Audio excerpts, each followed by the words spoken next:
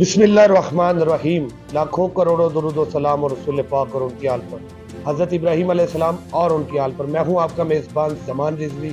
आप देख रहे हैं पाक 9 न्यूज़। नाज़रीन, मैं इस वक्त मौजूद हूं गुजरांवाला डीसी कॉलोनी में। मेरे साथ जो शख्सियत मौजूद है ये सूबे पंजाब मलक बरादरी के जनरल सेक्रेटरी हैं और CEO सरदार यासीन मलक अस्पताल गुजरांवाला मलक मकसूद अहमद साहब। मलक बरादरी का पाकिस्तान में बहुत बड़ा किरदार है, जिस तरह डॉक्टर अब्दुल कदीर खान साहब और मलक असलम साहब। आज 28 मई यौम तकबीर जो मनाई जा रही है, इसी हवाले से हम मलक साहब से बात करेंगे। इसकी बुनियाद कब रखी गई? जी अस्सलाम वालेकुम। वालेकुम सलाम। बिस्मिल्लाह जी। मलक साहब, आप क्या कहना चाहेंगे 28 मई यौम तकबीर जो बनाई जाती है, इसके हवाले से?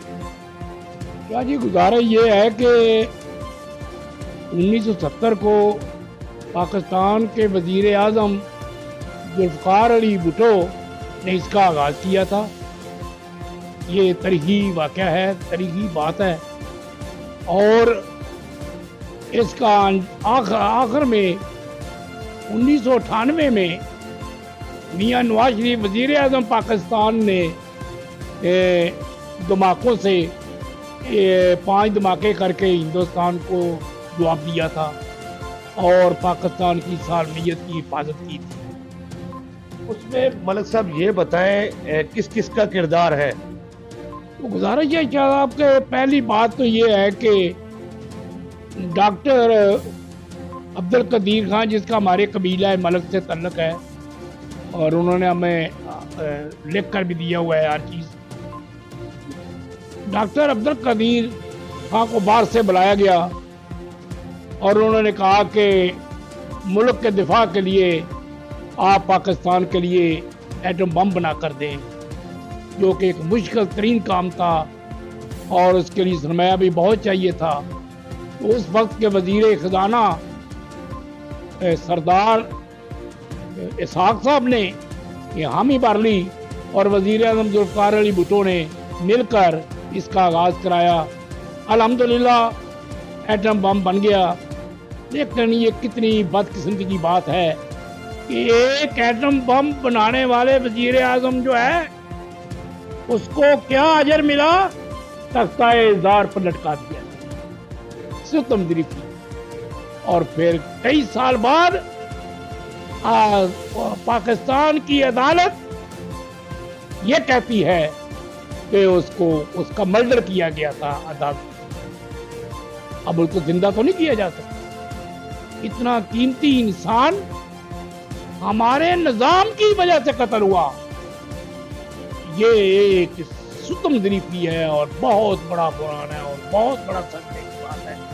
1998 में ये मियां नवाज शरीफ वज़ीर आज़म थे।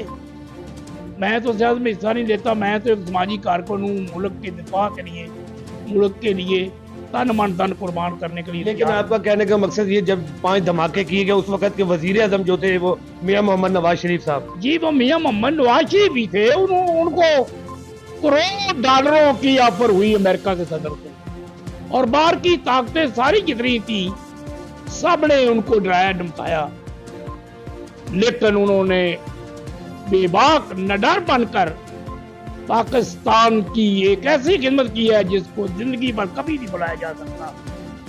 5 धमाके करके पूरी दुनिया को वर्ताए हैरत में डाल दिया। तो इसका भी चाहिए आप में एक और देखें, जैसे मैंने जुल्फ़िकार अली भुट्टो को बताया, एटम बम बनवाया, फांसी के तख्ते पर लटकाया इसको। मियां नवाज शरीफ 2/3 मेजॉरिटी से हुकूमत कर रहे थे, मैशत बहाल थी, हर चीज बराबर चल रही थी। जालिमों ने $2 करोड़ दे रहे थे, उन्होंने उस धमाके का इस तरह बदला लिया कि उसकी हुकूमत को तोड़ और कानूनी तकनीकी तरीके से कि बेटे से तरह क्यों नहीं दी, छोटी सी बात से 2/3 मेजॉरिटी रखने वाले को, इस मुल्क के वज़ीर आज़म को दर बदर की ठोकरें खानी पड़ी और मुल्क पदर कर। ستم ظریفی کی بات ہے۔ اچھا مقصود صاحب، میں چاہوں گا چند الفاظ آپ ڈاکٹر عبدالقدیر صاحب اور جو ڈاکٹر محمد اسلم صاحب جو آپ کے چھوٹے بھائی بھی ہیں، ان کو بھی اللہ کی ذات نے بڑی عزت سے نوازا ہے اس ملک پاکستان کے لیے۔ ان کی بھی بڑی محنتیں، بڑی کاوشیں، اینٹی ٹینک شکن میزائل ہو گیا، دیگر انہوں نے جو اس میں محنت کر کے اس پاکستان کے لیے اس میزائل کو تیار کیا ہے، تو آپ ان کے حوالے سے بھی تھوڑی روشنی ڈالیں۔ کہ ڈاکٹر عبدالقدیر خان عالم اسلام کے ایک بے باک لیڈر تھے۔ روز روز ڈاکٹر قدیر پیدا نہیں ہوتے۔ ستم ظریفی یہ ہے کہ آخری ایام میں سالوں تک ان کو نظر بند رکھا گیا گھر میں، ان کو کوئی ایکٹیویٹی نہیں کرنے دی گئی۔ ہندوستان کا شاہی وزیر اپنا ایٹمی سائنسدان وہ ملک کا صدر بنتا ہے۔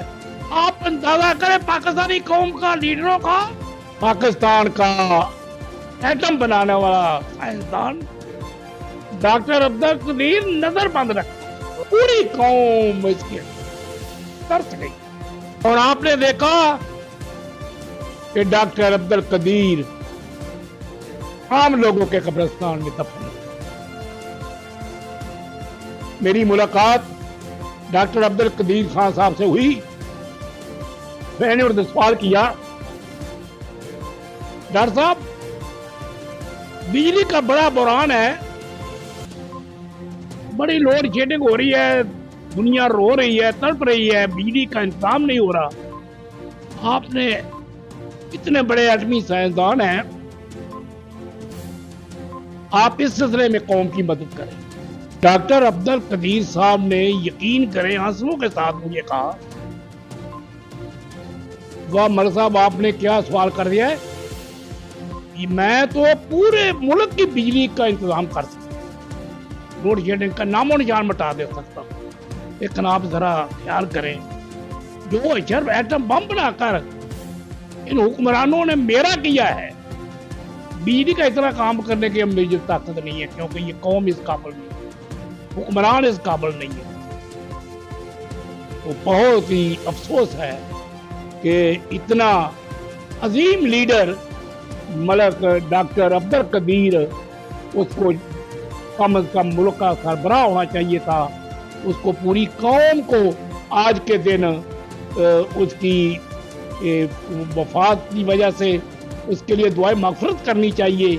میں نے صوبہ پنجاب کا جنرل سیکرٹری کے ہونے کی حیثیت سے اپنے قبیلہ ملک کو سب کو پورے پنجاب میں یہ اطلاعات کر دی ہیں کہ وہ تقریبات کریں 28 مئی کے حوالے سے، اور ڈاکٹر صاحب کے لیے قرآن خوانی کرے، اللہ تعالیٰ ان کی تاکہ بخشش کر دے، اللہ تعالیٰ پاکستان کو خوشحالی دے۔ اور اس کے ساتھ ہی میرا بھائی ینگر بردر ڈاکٹر محمد اسلم جو کہ ایٹمی سائنس ڈاکٹر عبدالقدیر خان کے شاگرد تھے، انہوں نے ماشاءاللہ اس قوم کے لیے، پورے پاکستان کے لیے گوری میزائل اور اینٹی ٹینک چکن میزائل، یہ دو چیزیں ایجاد کر کے پاکستان کے دفاع کو ناقابل تسخیر بنا دیا ہے، اور یہ میرے خاندان کا پورے قوم کے لیے خوف۔ بہادری میں میجر اکرم ملک شہید نے نشان حیدر حاصل کیا ہے۔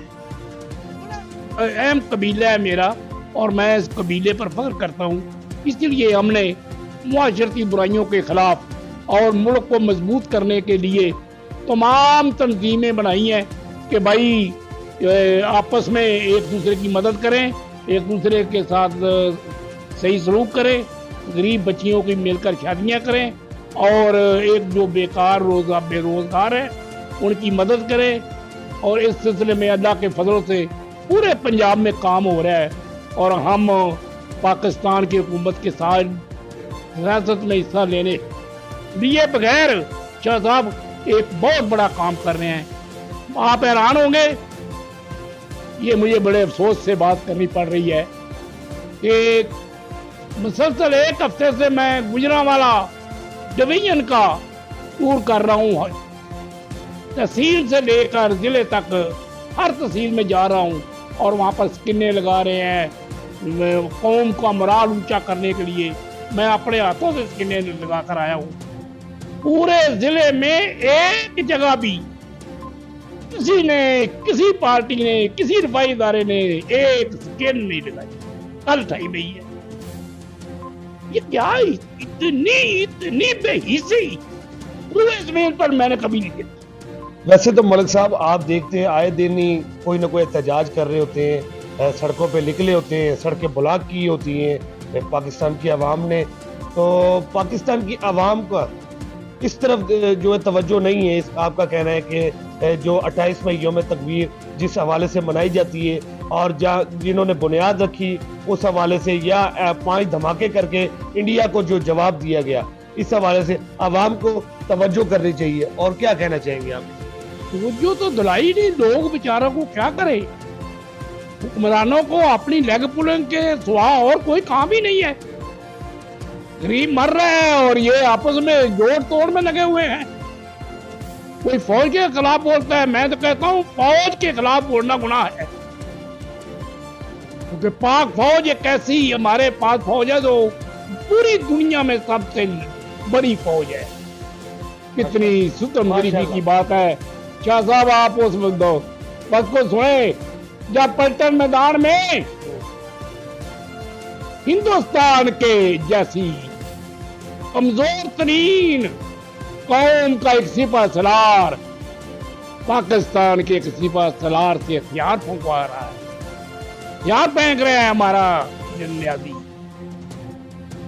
और लाखों बहन भाई हमारे कैदी बन रहे हैं इंडिया के, और बांग्लादेश बन गया, पाकिस्तान के टुकड़े टुकड़े हो गए।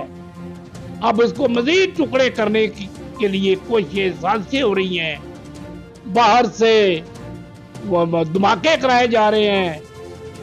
तो मैं कहता हूँ शाह साहब, बात यह है कि अगर कौम ने कुछ करना है तो फिर एक तो सारे लोगों को इनकम टैक्स देना चाहिए। रेडी वाला है चाहे 100 रुपए इनकम टैक्स देना मुल्क को बनाने के लिए, अगर बनाना है मैशत ठीक करनी है तो पूरे मुल्क को टैक्स देना चाहिए, और टैक्स लेने वालों को शर्म हया करनी चाहिए कि वो भी उसका जायज मसरफ करे। वो भी आधा टैक्स खा जाते हैं, आधा जमा को बंद होता है। इस मुल्क के खिलाफ जो साजिश करने वाले हैं, चाहे वो इंडिया है या दीगर ममालिक है, आप उनको क्या कहना चाहेंगे? मैं तो उनकी पुरजोर मजम्मत करता हूँ, चाहे अंदर से कोई साजिश करने वाला है चाहे बाहर से है। हाँ, मैं तो पुरजोर मजम्मत करता हूँ। मुल्क बनाना है ना तो एक दफा सबको मिलकर प्यार मोहब्बत से इस तरफ चलना पड़ेगा। लेकिन मेरे कबीले का सरबराह है सरदार यासीन मलिक कराची वाले, पूरे मुल्क में सबसे ज्यादा इनकम टैक्स वो देता है, कबीला हुआ ना। सरदार यासीन को वजीर आज़म पाकिस्तान ने सबसे बड़ा एजाज दिया है कि सबसे ज्यादा इनकम टैक्स देने वाली मलिक कौम है।